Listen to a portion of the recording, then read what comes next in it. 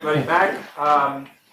One announcement to make: if you're going to the Dessa Museum on Monday afternoon, you have to sign in by the end of this break to make sure you get a spot in the stand. And we have Beukers now. Okay, thank you very much. Well, it's a great pleasure to speak here for this winter school. I guess the subject is a subject that perhaps not everybody is very acquainted with, but at least I hope that with this couple of lectures I'll be able to arouse your interest a little bit. Personally, I believe that the subject of ing functions is not only of interest for transcendence theory, that's where they popped up, but also especially the g functions has some interest in themselves, and this is something that I'd like to make clear during these lectures. Another thing that I'd like to say to you is that I've prepared notes which are on the internet. However, while preparing notes, basically I made sure that I wrote down everything I more or less wanted to cover, including all the nasty details and technicalities. While preparing the lectures here, I thought it might be a better idea to take a different approach, namely just forget about the technicalities for a large part, but at least to give an idea of what's going on. So there will be some difference between the actual lectures and lecture notes, but what I'll do is also hand in these slides to be published on the website. So, and the lecture notes are basically, well, background reading, you might say. Okay, so let's start with a problem that, well, you may want to ask at some point. Namely, suppose you have some entire analytic function given by a power series, and I suppose that the radius of convergence is positive. And I also suppose that the function which is given by this power series is not an algebraic function, which is, of course, apparently very important. The question you might ask is, take some algebraic number, non-zero preferably, and look at the value of alpha in the point alpha. Is it transcendental or not? Is it possible to give some general statements about this problem? Well, I can say the following. The answer is usually no. The point is that we need some restrictions on this power series. And that's precisely what the g functions are going to be about. But before I switch to them, I would like to show you a very nice example of a very bizarre power series with coefficients in Q. It represents an entire analytic function, so infinite radius of convergence, and it assumes algebraic values at every possible algebraic argument. So that's certainly a bizarre function. And furthermore, f itself should be non-algebraic, otherwise it will be trivial. So for example, it cannot be a polynomial, otherwise we're done quite easily. Well, there are several constructions for such functions. There are many of them actually, and I won't go much into the details, but just to give you an idea of how you might construct them, I'll give you a hint and then you can work it out for yourself. Namely, the idea is, for example, you enumerate the polynomials with integer coefficients. I will call them P1, P2, P3, etc. And I consider the function fz, which is given by 1 plus, and here we get some ck, which I'll, here it is, ck, which is a rational number, increasing powers of z, and then I take the product of the first k polynomials which I have in my sequence. Now, I didn't make an explicit choice for these ck's, but the thing which you have to do with these ck's is to choose them rational and so small that you will have convergence, preferably in the entire complex plane. And there are ways of doing it, and I'll leave the details to you. And now let us plug in some algebraic number, and you will see then that if we evaluate these terms, as soon as the minimal polynomial of the algebraic number occurs, from that moment on, all the terms will be zero. So in fact, these are all finite summations, and of course you get algebraic values. You may even perform some variation on this theme. For example, you can raise the pi's to certain increasing powers as well, and then you get a power series which, together with all its derivatives, assumes algebraic values in the algebraic points, which sounds quite impressive, of course. Well, and some people have made a sport out of it to find optimal functions which do just that. While preparing the notes, I wondered, because these coefficients there are going to be highly rational with big denominators, a question you might ask, I think the answer is no, but the question you might ask is, do there exist power series expansions with integral coefficients which have a similar property, namely that they assume algebraic values at algebraic arguments, for the algebraic arguments inside the radius of convergence, of course. I think the answer is no, but I'm not sure. There are some statements on this line for entire functions. They should have certain growth conditions if they have algebraic values at integer points. There are theorems like that, but for this case, I simply don't know. So anyone who's interested can look. Okay, well, at least I hope it became clear that we should make some assumptions on this analytic function f for it to have transcendental values at algebraic points. Okay, so here we go. I will go over to E functions, and as Michel told you this morning, there is a direct precursor to these E functions. That's Linnemann-Weierstrass theorem. It's already been quoted, but it's there, so let me quote it once more. If you take some distinct algebraic numbers, alpha 1 up to alpha n, and look at their exponentials, then they are linearly independent over Q bar, over the algebraic numbers. That's the Linnemann-Weierstrass theorem. It was proved around the 1880s. As Michel told you, Linnemann saw how to do it. I think he got transcendence of pi, but in this generality he needed the help of Weierstrass, apparently. Well, this is also what Michel showed you more or less this morning as a corollary of this Linnemann-Weierstrass is, of course, that pi is transcendental. How do you show that? Well, apply Linnemann-Weierstrass with two algebraic numbers, alpha 1 and alpha 2, and you take alpha 1 equal to 0 and the other equal to pi I, and then Linnemann-Weierstrass tells you that 1 and e to the pi I are q bar linear independent, which is obviously impossible since e to the pi I is equal to -1. So you have a contradiction there, and therefore pi cannot be algebraic, it's a transcendental number. Okay, so this is the first skirmish. By the way, when I talk about q bar, I don't have many pure algebraists here. I assume my q bar is embedded in the complex plane in a fixed way, and I'll assume that's for always. There are a few notations that I need to give you. For any algebraic element, we call the maximum of the conjugates, maximum of the absolute values of the conjugates, we call that the size of alpha. And then there's the concept of a denominator of an algebraic number that I guess everybody is familiar with. And there's also the concept of a common denominator, which I'll denote by den, and then you get these algebraic numbers. So these are notations that I will use throughout. Okay, now we get to the definition of an E function. This was the definition that Siegel introduced in 1929 in this long paper on Diophantine approximation. And here's the definition. It's not quite Siegel's definition, but I'll come to that in a moment. Anyway, what is an E function?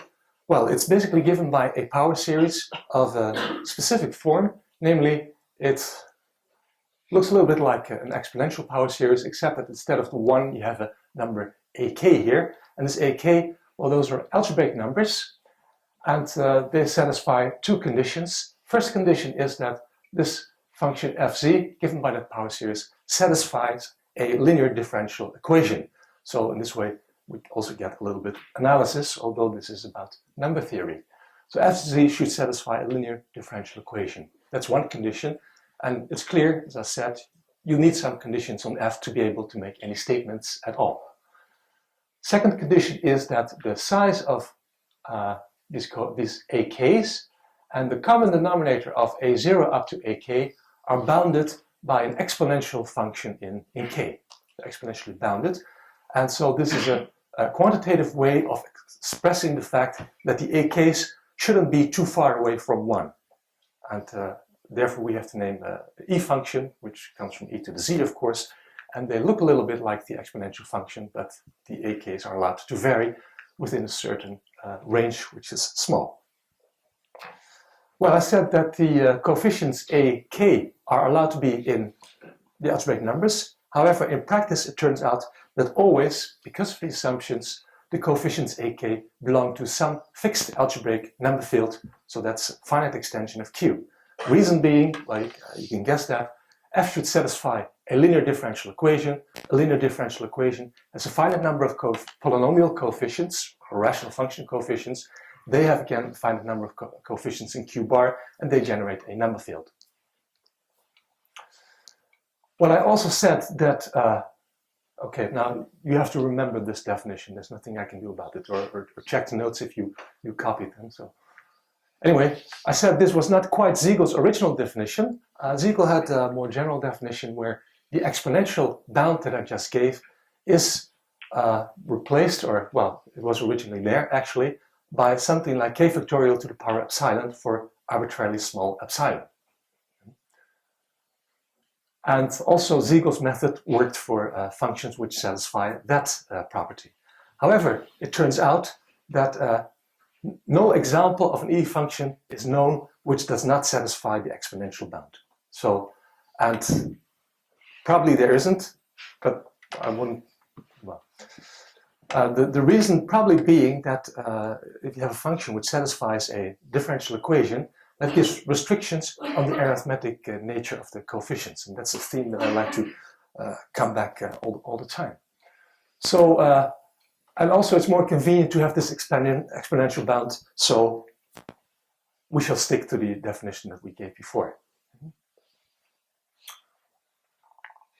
Okay, let me give some examples. As I said, the usual exponential function, we can make some variation, x of az, where a is a non-zero algebraic number, is an example of an e function that everybody can easily check. And a second example is a nice one. That's j0, that's a zeroth Bessel function. And if you plug in minus z squared there, you get a nice series expansion, which looks like this. It's confusing at first sight because we have two k factorials, and our e function had one k factorial. However, at the last moment I added this, that it should have been a k. You can see it's added at the last moment. It should be a k, so it's 2k choose k. And now you see that the factorial which we have there corresponds to the exponent of z, which you find up there. Yeah. Yes? What was your bound of the denominator of the number? Exponential. It's the same as the bounded coefficient. Yes, but you have to take off the factorial. So forget about the factorial, and then you look at the remaining numbers. And so, for example, in this case, you should have to look at, well, 2k choose k, and those are obviously numbers with denominator 1, so that's okay. And they also have, they're bounded by 4 to the k, so that's, everything's fine there. Okay, so this is a little trick to turn this Bessel function indeed into an e function. And well, Siegel with his method showed a lot of transcendence results on values of Bessel functions, which were otherwise difficult to approach. Let me show you the differential equation of the two functions. They're here, very easy. I guess the exponential is clear, and well, for people who know the Bessel function, it should be more or less obvious. It's something like that, second order differential equation. And well, I guess there's not much we can say about it, except for the following remark that I like to make, that both these differential equations, you know that the leading coefficient, so the coefficient in front of the highest derivative, the zeros of that form the singularities of the differential equation. And it turns out that here you see two examples where this has no finite singularities and this has z0 as a singularity and no others. It turns out that all the examples that are known, if you look at the differential equations, it turns out that only z0 is the only finite singularity. So that's also something to keep an eye on and wonder if this is always true for e functions. Okay, here's another example. So this is a so-called confluent hypergeometric function. And well, I guess hypergeometric functions are going to be abundant. Paula, after this lecture, will also speak about hypergeometric functions. So I give you the definition. This is the general definition of a hypergeometric function. So what do you have? Its notation is fpq. You have a bunch of parameters and there's a variable. I already raised it here just to make it an e function. But let's look at those parameters first. They occur in the power series expansion as symbols of that type. And those bracket symbols are a kind of factorial symbols, basically. They're called Pochhammer symbols. And for example, x parentheses m is the Pochhammer symbol defined by this product. So basically, it's a generalization of n factorial. N factorial starts with 1, 2, 3, etc. The Pochhammer symbol starts with x, x plus 1, etc. until you have n factors. What else can be said? Well, in order to have convergence here, you better have that q plus 1 is bigger or equal than p. And furthermore, if we want this to be an e function, we even need that q is greater or equal than p, so as to have an extra factorial in the denominator. And I put in this z to the q plus 1 minus p for the same reason that I put in z squared in the case of the Bessel function, in order to be able to sneak in this 2k factorial. And here I can, to show it's an exercise, by the way, to show that's an e function, but this gives us the possibility to sneak in q plus 1 minus p and factorial, k factorial denominator. So this is the confluent hypergeometric series. Why is it called confluent? Well, basically, on top there's one Pochhammer symbol missing, morally speaking, and if the number of Pochhammer symbols up and above are the same, we speak of an ordinary hypergeometric function, and they will become important in the case of g functions. Okay, it satisfies a linear differential equation of order q plus 1, and again the leading coefficient is a power of z, so only z is 0 as a singularity. Okay, a few remarks about e functions. First of all, the e functions form a differential ring. In other words, that statement can be split into 3, and together they give you the statement that we have a differential ring. It means that if you have an e function, the derivative is again an e function. And if I have two e functions, the sum and their product are also e functions. Well, these are basically more or less exercises. I can give you some hints, and also like to get you used to differential equations a little bit more. So I will prove that if f and g are e functions, then so is f times g. And the principle that we're going to be using is the following, that, well, I like to be purist, so I'll take L. I could have taken C for L, but sometimes we won't have the algebraic numbers there, so I'll take anything, any subfield of C. Okay, suppose you have a power series expansion with coefficients in L, when f satisfies a linear differential equation with coefficients in here, if and only if the LZ vector space spanned by f and its derivatives is finite dimensional. Well, a moment's thought shows you that this is a clear equivalence. For example, if f satisfies a linear differential equation of order 10, say, it means that the 10th derivative is expressed as a linear combination of the lower ones, and by induction you can also express the 11th, 12th, etc. And so basically you get a space spanned by the first 9 derivatives, the zeros up to the 9th derivative of f. So that's a finite dimensional vector space. Conversely, if this vector space spanned by f and its derivatives is finite dimensional, well, if you take a big number of them, there should be a relation, and such a relation is called a differential equation. So then we go to the above again. So that's not too difficult, and now we can successfully use it to show that, for example, if f and g are e functions, then so is their product. So we take two of them, and well, first of all, we just said that the coefficients are inside some number field, and first of all, we look at the differential equation. Well, to check that fg satisfies a differential equation, we look at the space spanned by fg and its derivatives, and you easily see, of course, by Leibniz, by the product rule for differentiation, that this space is contained in the space of products of derivatives of f and g. So this might be a bigger space. And because f and g satisfy a differential equation, this is going to be finite dimensional. Hence, f times g satisfies a linear differential equation with coefficients in Oops, I hit the wrong button. So in here.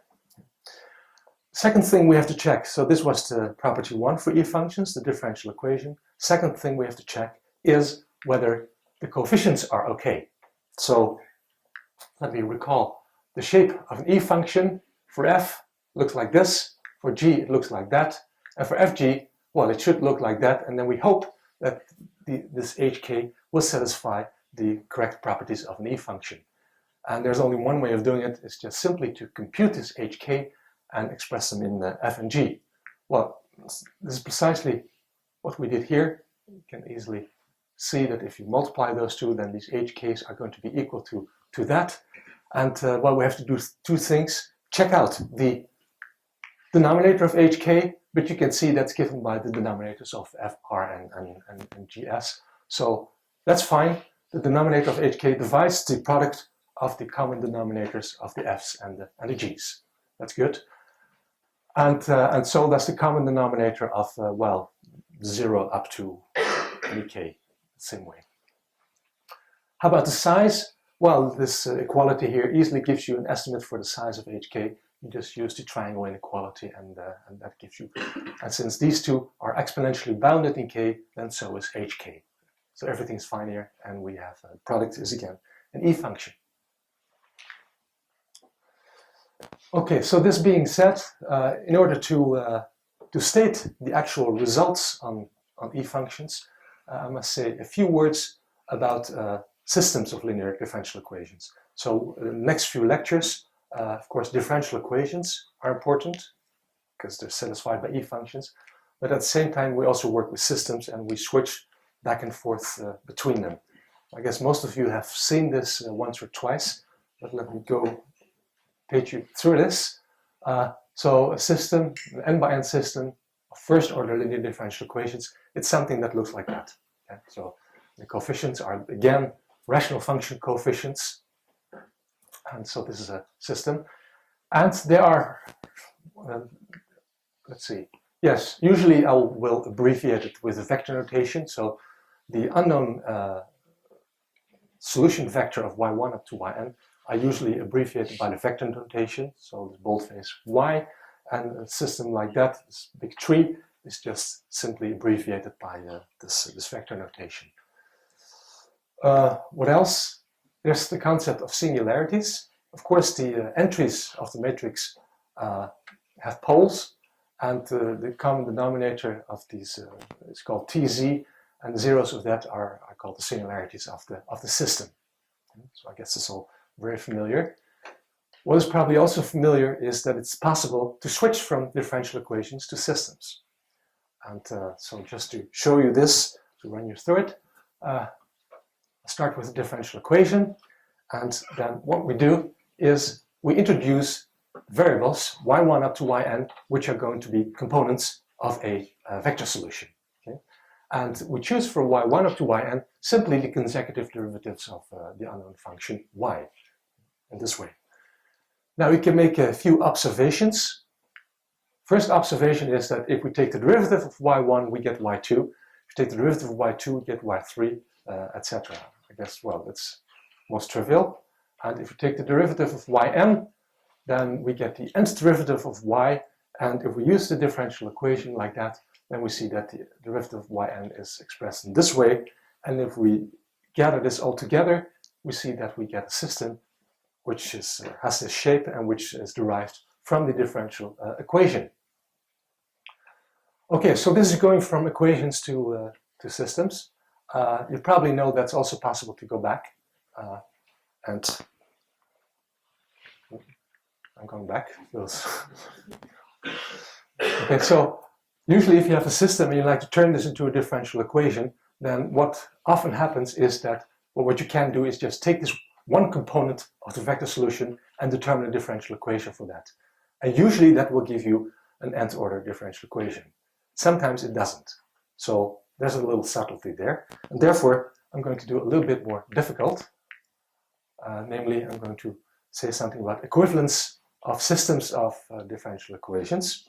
So if you start with a system, then I can replace y by s times y in a system where s is some invertible matrix with rational function entries. It's a substitution which you can perform. And if you do that, plug in, replace y by sy, work everything out, it turns out that the new y is going to be a linear differential equation of that type. And so these two are related by a sort of a gauge transformation, as it's called. And this is the new operator. Well, we shall say that this differential system and the original differential system are equivalent over LZ. Okay, that's just a way of saying things. And so it's nice to have this freedom of looking at equivalent systems for many purposes. Well, here we get a following proposition.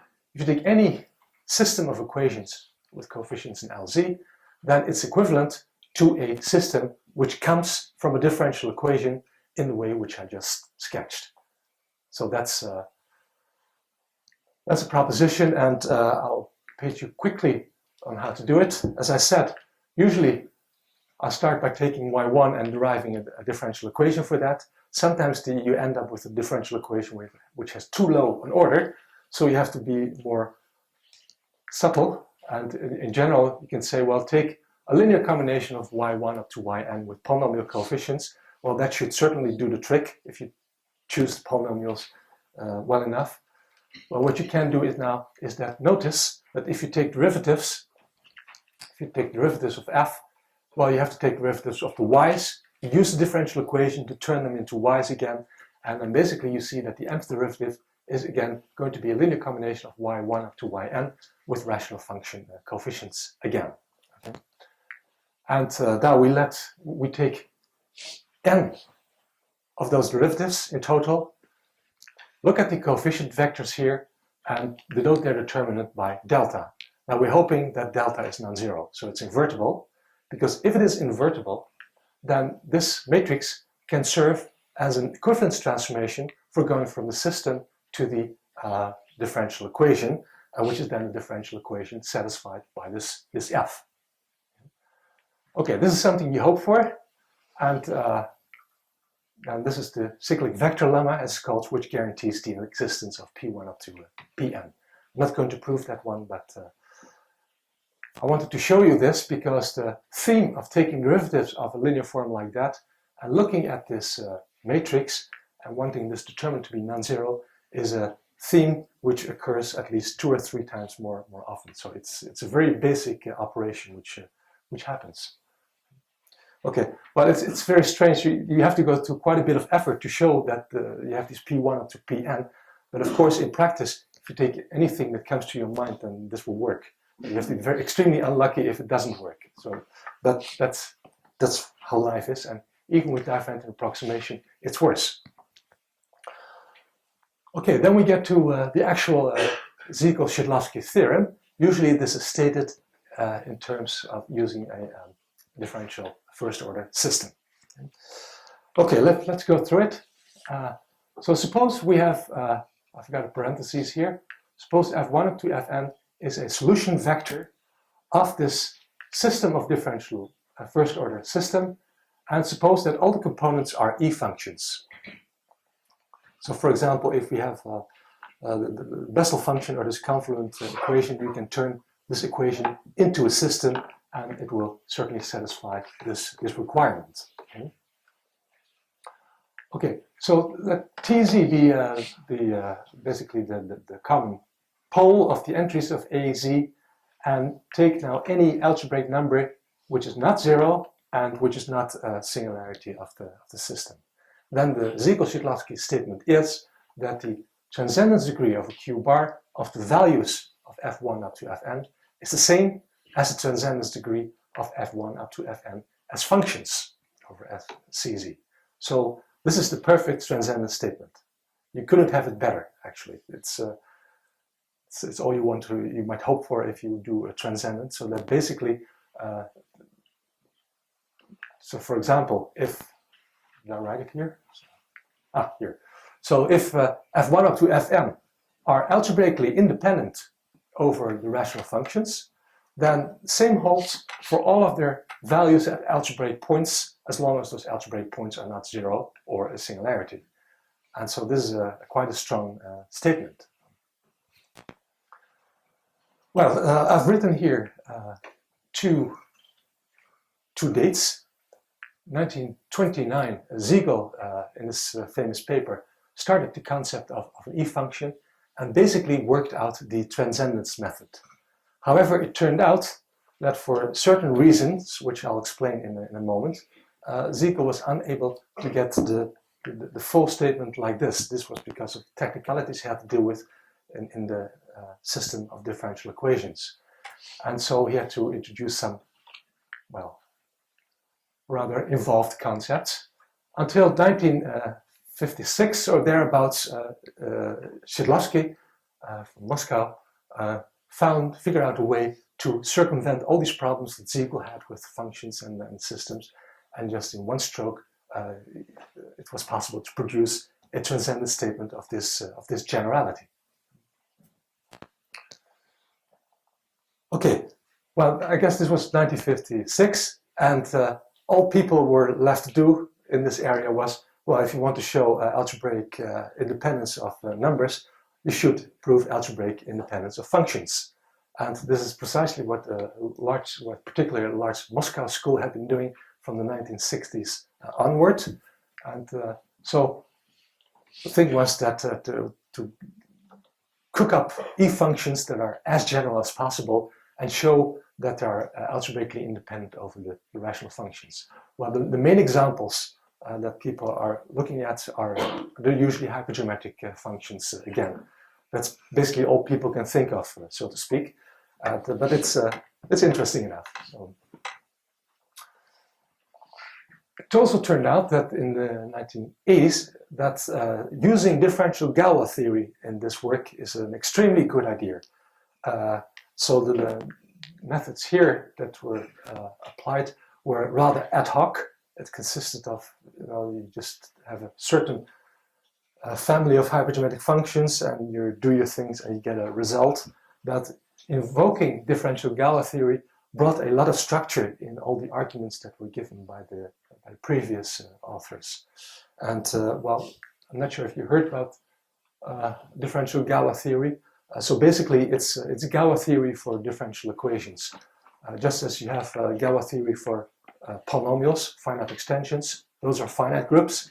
It's also possible to start with a differential equation, look at the space of solutions and their derivatives. This generates a big field of, well, usually positive transcendence degree, and on it you can define a group, a kind of Galois group, which is then called the differential Galois group, and this is a Lie group, a finite dimensional Lie group, always. And so the task is to determine the shape of this Lie group that goes with the differential equation. And that's a very interesting sport to do. So. Okay, well, using this Galois theory, it's possible, for example, to produce very strange examples of E-functions that satisfy very strange relations. So I did one here, but there are even stranger examples. So Nick Katz, for example, found I think a 8th order hypergeometric function whose Galois group was the exceptional Lie group G2. And if you look at the corresponding relations that it produces, it's really quite remarkable. It's not something that you would expect of these very simple-minded hypergeometric functions. The example that I'd like to display here is this one. Well, it's power series given in this way. And I'm not going to say how it's done.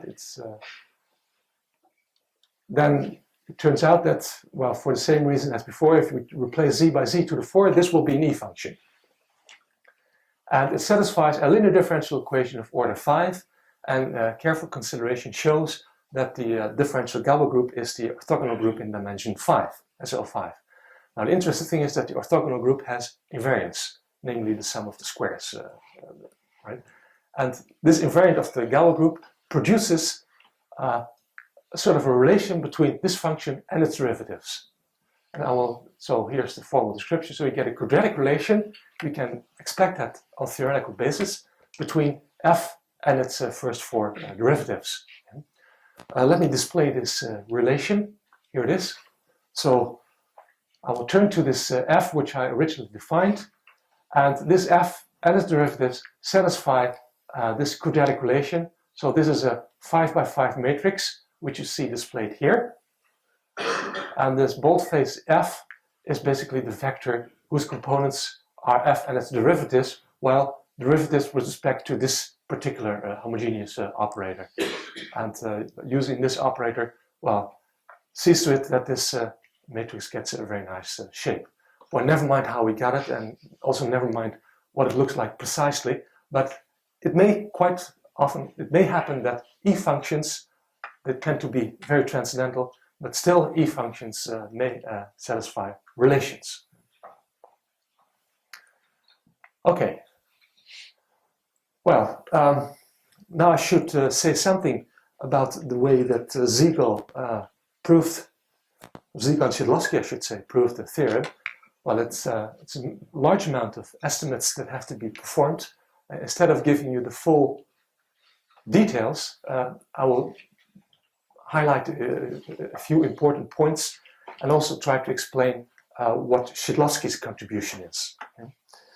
Well, as Michel explained this morning, so this comes in very handy that I'm prepared to weigh in this sense. If you want to disprove a relation between the function values of this sort, you have to make a construction. By the way, I only look here at linear relations between f1 up to fm. That suffices, actually, because if you want to have transcendent statements, all you have to do is look at linear relations between monomials of the function values, and the monomials are again E functions. So if you apply this linear business to the monomials of the E functions, then you're doing the same thing again. So we restrict to linear forms in the values of the E functions. Okay, right. Well, suppose we have f1 up to fn, solution vector of this system. I'm going to plug in alpha, and I wonder, are they going to be algebraically or linearly independent over Q bar? Well, suppose not. There should be a relation of this form, and well, for future applications, I will assume that maybe there are extra relations. Maybe there are more Q bar linear relations between them, so I will assume there are n of them instead of one. That's never hurts. Okay, we like to disprove this, show that it's not possible. In order to do that, we cook up, I'm going to introduce the number field K, which involves everything which is here in this on the slide, so that's okay. What we do is we cook up a number of additional relations. The additional relations cannot be zero relations, but they're small relations. In other words, we're going to cook up missing n minus m inequalities, and those are linear forms, again in the function values, but instead of being zero, I'll assume they were very small. So delta is a very small number, and we're going to cook them up. I will tell you in a moment just how we're going to do that. First of all, I'd like to show you that maybe this is a sensible way of approaching the problem, getting a contradiction. Okay, so we'll assume that these numbers here are algebraic integers. We can always multiply out denominators. By the way, I will assume the same here.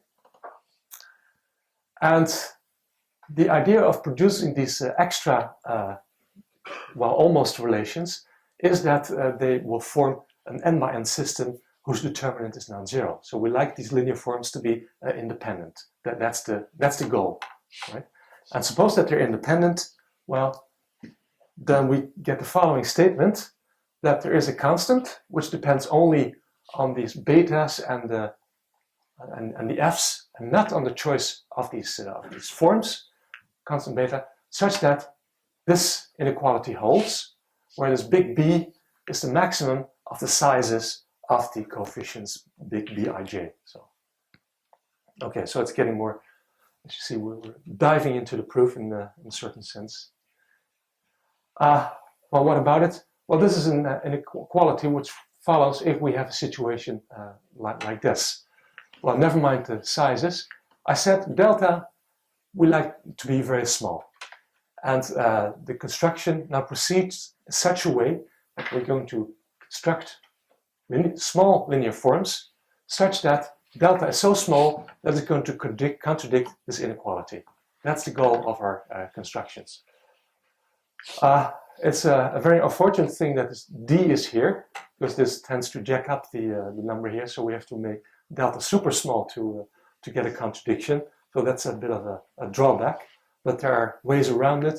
In other words, if you have a linear form like that, you can always multiply it with monomials of the function values and get many relations in the monomials, and then go over to the monomials, and then you can exploit this thing. But never mind that. Well, I think Michel didn't use constructions of this type. He approximated the individual numbers by rational numbers with a given denominator. I think these are called type 2 approximations in the sense that they're homogeneous approximations of the set of numbers. And Michel worked with so-called type 1 approximations. Okay, well, on the next slide you see why this inequality should hold. And basically it mimics what Michel did this morning, except that Michel did everything over Q. I will do it over the algebraic numbers. But if you look at the shape of things, everything's still the same, except that you have to be a little bit handy with algebraic numbers. So let us rewrite the relations that were on the previous slide. So for example, here you see the betas, and the betas confronted with the f's, they produce the zero relations. So you have those zeros on the right. The big B's confronted with the f's produce, well, non-zero values possibly, but those are small values in the sense that their absolute value is less than this delta. Okay? So that's the setup we produced on the previous slide. Now we're going to work with it. We assume that this has determinant non-zero. And then you can apply Kramer's rule to solve this equation for f1 alpha up to fn alpha, and you get a thing like this. So this delta here is this determinant, and this delta j, well, basically it's this determinant, except that you replace the jth column by this column. And I guess you're familiar with Kramer's rule, so you can sort of imagine how it goes. Okay, so that's nice. That looks simple enough. I like to put absolute value signs around it. Well, I have to make sure that this is non-zero to start with, so let's assume f1 alpha is non-zero. Okay. And put absolute value signs around it, so you get this. And then we estimate this, this determinant, where we have these elements here, and the first column is replaced with the right-hand column that we have over there. And if you're careful, you see that, well, you have these deltas that come in, and I forgot the delta. So there should be a delta here. Okay, so think a delta here. So, and then the other b's will contribute this this bound here. Oh, that's silly. Well, think of a delta. So you see that delta times this is less than or equal to this thing times delta. Furthermore, there's this lower bound for the absolute value of this delta. It's an algebraic number. So therefore, and it's an algebraic integer, because these were assumed to be integers, therefore the absolute value is bounded below by, so this size of delta to the power minus d minus 1. I made a couple of errors there. And this is bounded below then by, well, you have an estimate for this delta, which is given by simply estimating the terms here. And since it's to the power minus d minus 1, you get a lower bound in terms of b, and again there should be a minus d minus 1. Anyway, if we combine everything together, then we see we get the, well, you don't see it, but you get it. You get this estimate over here. Yeah. Okay, well, so that's the principle. Our estimate falls. Well, I won't comment on that. So the point is now to find b's in such a way that as coefficients of linear forms in f's, they're extremely small. Right? And we use the construction which is inspired by Hermite's work, but also by Axel Thue's work on Diophantine approximation. It contains those two ingredients. So Hermite's work was extremely explicit in the sense that Hermite produced approximations. Well, again, these are type 2, whereas Michel discussed the type 1 approximations. Hermite constructed very explicit polynomials that had a high vanishing order over there. The point is, with these general functions, it's not possible, usually not possible, to find explicit approximations. And then the idea of Tuve comes in. Tuve gave irrationality measures for algebraic numbers, and there he also worked with approximations that he couldn't determine exactly. So he used a sort of linear algebra argument together with an estimate on the sizes of the solutions by its so-called Siegel's lemma. And that's what Siegel does here. That's why he invented this lemma, to just get this working. So using Siegel's lemma, it's possible to cook up polynomials whose degrees are bounded by this big M, whose vanishing order is of this type, and such that also the coefficients of f are decently behaved. I won't give the details because, as I said, I don't want to really go into that. Well, as Michel remarked this morning, this is a matter of linear algebra. You can consider the coefficients, the p's, as unknowns. You can count the number of unknowns, that's big N times small n, and the number of conditions is simply the vanishing order. And you see, I've made sure that the vanishing order is less than the number of coefficients. I even allowed myself some space of size epsilon times big M. The reason it's there is to obtain good bounds for the coefficients of the p's if you use Siegel's lemma. So you better have a positive epsilon there to make things work. Okay, now it's very tempting. So the point is that if you have a very high vanishing order and you like to plug in the number, then the idea is, because you have this high vanishing order, this will be a very small number. These will be algebraic integers, and you get the values of the f's in alpha. So that produces a good linear approximation of f1 alpha up to fn alpha. That's the idea. Only problem is that we wanted not one approximation, we wanted to have several. In fact, we want to have n independent ones in order for this to work at all. So one is not enough. So to produce other ones, we just simply start differentiating. I will write this in vector notation, pf in this sense, and we differentiate. Well, it's very simple to differentiate. So this is Leibniz's rule. Of course, the order decreases by 1. And now we use the differential equation for the f's. Well, I already did it, actually. So this should have been f prime, which is changed into to af. And, well, if we now collect everything which is in front of f, we get this here. And these are new coefficients for another small relation between the f's. And you like to keep on going like that. So, okay, so by the way, these may be rational functions, but if you multiply them out with this common denominator of the a's, everything will work out fine. So we do this n times in total, and now you really hope that these are going to be independent. So the determinant of these rational function vectors should be non-zero. And this is what Siegel struggled with. It was very hard to show that this determinant was non-zero. Only in explicit cases like the Bessel function and some other simple hypergeometric function, this was possible. Otherwise, it would seem, well. So it took some, well, 25, 30 years. Well, we want that, of course. And then we have Szydłowski's lemma. Szydłowski noticed that if you insist that the vanishing order of the linear form is big enough, in other words, if epsilon is less than 1, then you can be sure that this is non-zero. You may wonder why Siegel hasn't seen it, but it's a little tricky business to prove this Szydłowski lemma. It's in the notes, so you can look it up there. So, but it takes quite some steps and some use of differential equations. Okay, so but now you have this. We're home free. We just have n independent forms. We plug in alpha, and then we hope to get n independent forms with numerical coefficients. Well, that's not a problem because sometimes you may not get an independent set. However, so this is what we're going to do now. We produce our relations, and we have to invoke an additional statement, namely that the first n coefficient approximation we just cooked up, substitution will not get you anywhere.